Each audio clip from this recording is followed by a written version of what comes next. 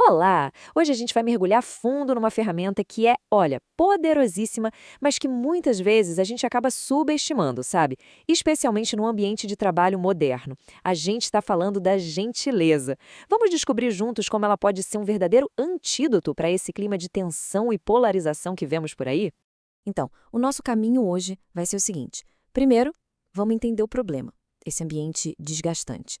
Depois, a gente desmonta aquele velho mito de que ser gentil é ser fraco. Aí vamos redefinir o que é força de verdade, ver o impacto real disso no dia a dia, o tal do efeito dominó, e, claro, fechar com dicas de como colocar a gentileza em prática. Vamos começar então pintando o cenário. Por que será que tantos lugares hoje em dia parecem tão pesados? De onde vem essa tensão que muitas vezes a gente até consegue sentir no ar? Essa frase aqui, nossa, ela resume perfeitamente o que muita gente sente. Dá uma sensação de que todo mundo está com um pavio meio curto, sabe? Sempre na defensiva, pronto para reagir.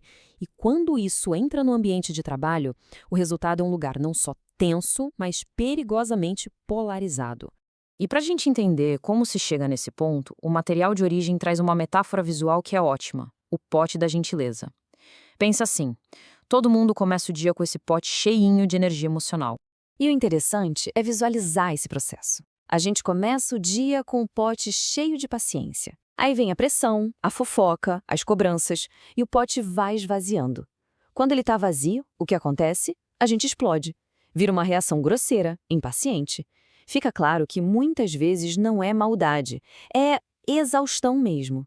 Bom, se o ambiente é assim tão desgastante, como é que a gente deve agir? A primeira reação de muita gente é aquela de bater de frente, né? Mas isso nos leva direto para um mito bem comum e perigoso sobre a gentileza. E aqui está o X da questão, que a fonte nos provoca a pensar. Nesse mundo competitivo, ser gentil é a mesma coisa que ser bobo? Ingênuo? Fraco? Será que é uma desvantagem no jogo corporativo? A resposta, segundo o que a gente estudou, é um sonoro não. Existe um grande mal-entendido sobre o que é força de verdade. Olha só essa tabela. De um lado, a visão comum. Ser forte é ser duro, revidar. Do outro, uma definição muito mais poderosa. Força é ter autocontrole, maturidade, domínio sobre as próprias emoções. Então vamos nos aprofundar um pouco mais nisso. Como é que a gentileza, que tanta gente vê como algo passivo, pode ser, na verdade, a maior demonstração de poder que alguém pode ter? É só parar para pensar. Ser grosso, explodir, reagir na hora da raiva, isso é a coisa mais fácil do mundo. É o caminho de menor resistência. É a reação automática. Qualquer um consegue fazer isso quando é provocado. E essa citação mata a charada. A verdadeira força não está na reação, está na escolha. Escolher ser gentil quando o cenário é hostil, isso não é passividade não. Isso é uma decisão consciente que exige um autocontrole e uma força de caráter gigantescos. Isso muda tudo, né? A gentileza de alguém não é uma resposta ao comportamento do outro. Na verdade, ela é uma declaração sobre quem essa pessoa escolhe ser. É um reflexo do próprio caráter e não uma reação ao que vem de fora.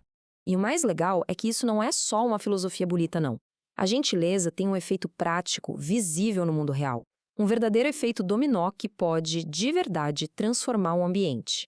Para ilustrar, a fonte conta uma história que todo mundo aqui já deve ter vivido. Um engarrafamento caótico, daqueles que a regra parece ser cada um por si e salve-se quem puder. E aí, no meio daquele caos, uma pessoa resolve fazer diferente. Em vez de entrar na onda da agressividade, ela para e, com um gesto simples, alivia a frustração de outra pessoa. E aqui acontece a mágica.